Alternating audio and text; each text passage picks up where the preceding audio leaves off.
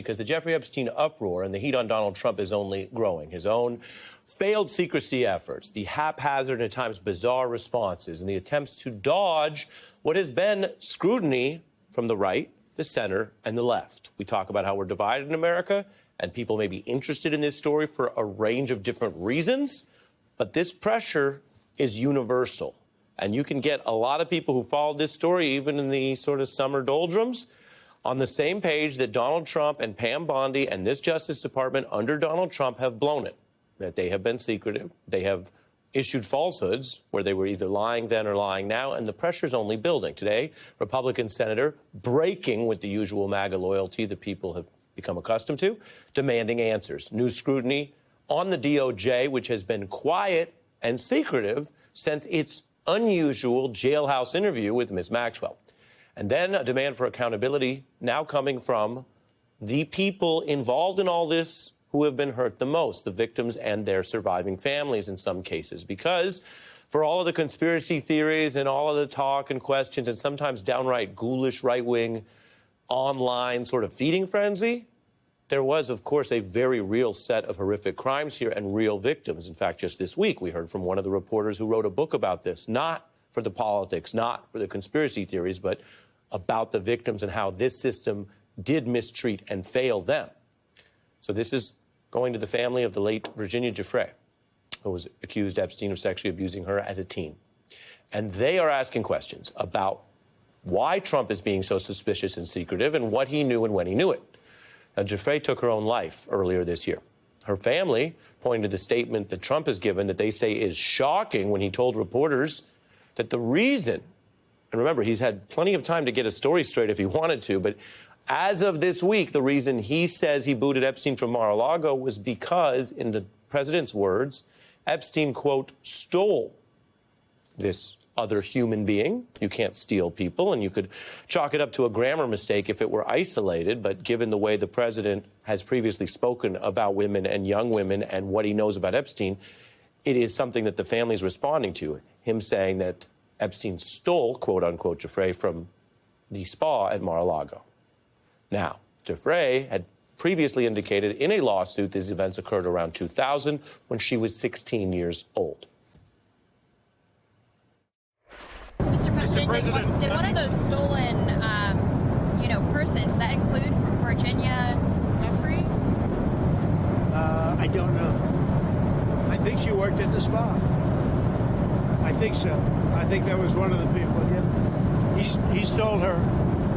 And by the way, she had no complaints about us, as you know. None whatsoever. That's his view. Others disagree. The problem for Trump is manifold because, first of all, he had aides who said that the ties were cut with Epstein in 2004. Trump's new comments are a different timeline. So that raises a whole set of questions. In 2002, 2 years after President Trump says he kicked Epstein out of Mar-a-Lago, he told New York Magazine, I've known Jeff for 15 years, terrific guy, a lot of fun to be with. It's even said, which if you've covered Donald Trump, you know is a, quote, approach he often uses to say things he wants to say, but, quote, it's even said he, Epstein, likes beautiful women as much as I do, and many of them are on the younger side.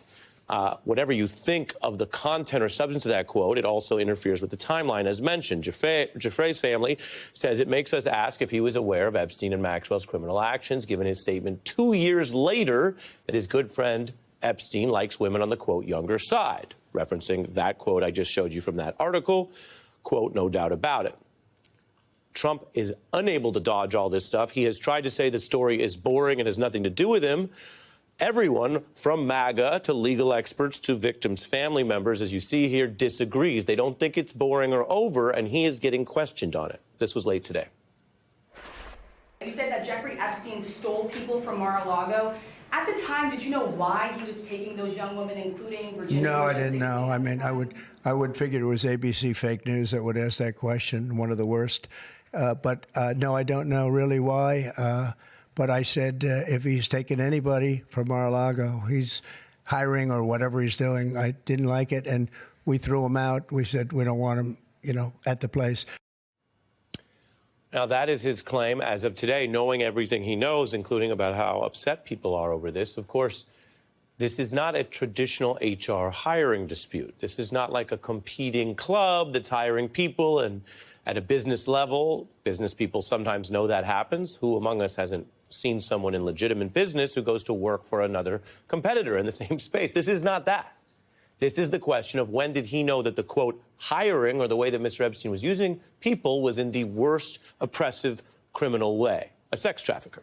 Giuffre's family says we and the public are asking for answers. Survivors deserve it. The family also referenced DOJ's unusual jailhouse interviews with Maxwell, who, again, was convicted of sex trafficking that affected their family member. Quote, if our sister could speak today, she'd be the most angered by the fact that the government, that's referring to the Trump DOJ, is listening to a known perjurer, a woman who repeatedly lied under oath, and will continue to do so as long as it benefits her position. Remember, the story's been going for a while. Plenty of victims' families have spoken out previously. We've quoted them. We've quoted the old interviews. Some have chosen to speak out again. But we are deep into this crisis, and it's taken this, including that unusual and suspicious jailhouse interview, to bring out these victims. So, one, that matters for the reason that they are the most affected by the underlying case. And two, for Donald Trump, it's a reminder of just how poorly he's handled this and how the secrecy has brought out more people. Whatever you think of some of the conspiracy theorists, everyone has claimed that they care about the victims because Epstein's the bad guy, he's the villain, Maxwell is his enabler, his co-conspirator, convicted. And now the victims are coming out, and guess who they're mad at? President Trump. Here's a Republican senator today. Do you think the recess will be enough time for all of this Epstein-related conversation to cool down, or does more need to be done? You tell me, are you going to become disinterested after Labor Day? Are your voters disinterested? I mean, are they Not at calling you all. still? And it's going to continue, guys. The best thing we can do is release the information we have and admit we don't have the information if we don't. That's the way you solve it. We're showing you that's a Republican who is not spending time or energy trying to help Donald Trump. Indeed, what you saw there was the quick playbook we know from politicians. Hey, let me ask you back. Let me blame the media. And the media had a follow-up question. Okay, what about the voters? We can see the general interest in this. And then he gave it up. He did not help the White House further. He just said, yep, it's not going away. And the secrecy from Donald Trump on down to the Justice Department, the secrecy doesn't just make Trump look suspicious and guilty of some kind of malfeasance, maybe not back in the day crimes, that hasn't been proven, but certainly right now, why promise to release files and then hide them? Why do jailhouse interviews with perjurers who've already been interviewed? All of this is suspicious, and Republicans are not saying they're helping Trump bury it. They're saying it'll be here well past Labor Day. I am joined now by Jason Johnson, politics professor at Morgan State University, MSNBC analyst.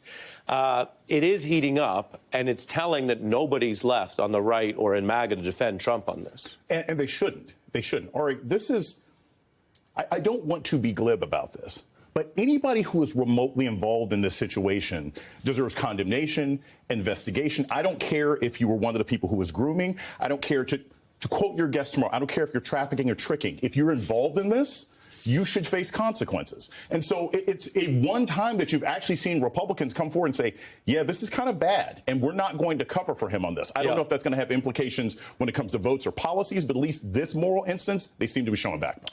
Yeah, and the families have been through a lot. We heard from an investigative author last night who I mentioned, or earlier this week, Ms. Brown, Julie Brown. And I want to play what she said about what these people have already been through.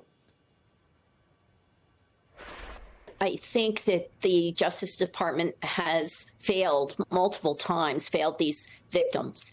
From the very beginning when Maria Farmer went to the FBI and nothing was done, which was way back in the early 2000s.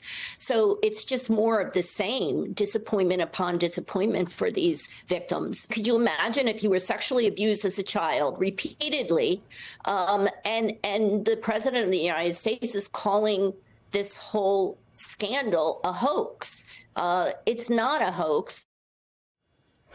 It's not a hoax. And you promised to do this. right? Like you came into office saying, this is so terrible, we're going to release this information. So when you don't release the information, right, you're suggesting either one, you're afraid of what could come out, or two, that you yourself feel that you're going to be personally or directly or politically affected. And that's one of the most shameful things about this. And anyone who defends it, like I said, is on the wrong side of history. But I'll say this other thing, Ari. I don't think this is going to get quiet. And in fact, I think when these members of Congress go home, they're going to hear more about this. They're going to hear more people saying in town halls, hey, why aren't you guys doing anything about this? This should be a slam dunk. And maybe this administration will listen, or maybe they'll keep lying. Yeah, and that they built up the interest in it. Yes. That's why I show the Republican senator there, because there could be other issues, you know, inflation, perhaps, the treatment of immigrants, where they say, well, other people care about that, their side doesn't. Politics sometimes splinters that way. Mm-hmm. Here, a lot of people should care about this for the obvious reasons, but it has been serviced in the political information structure more on the right. Than anywhere else. Right. And that was the thing. I think you had many people in issue who were like, well, we want this released because they thought it would expose Bill Clinton and George Soros and all these sort of enemies that they sort of perceived on the left. Now that you have people on the right, and in particular this administration, saying, well, maybe that was a little too hasty, it makes you look guilty. If you're going to keep pointing your fingers at people, you shouldn't be concerned when the fingers get pointed back at you. But again, I think my real concern is when you hear people saying we need to release the information, you hear Democrats say that, Republicans say it. My question is, and if it gets released, then what are you going to do? Are you going to push for these people to be prosecuted? Because just airing this out is not enough. There are victims out there that deserve justice. And I don't hear enough people talking about that part.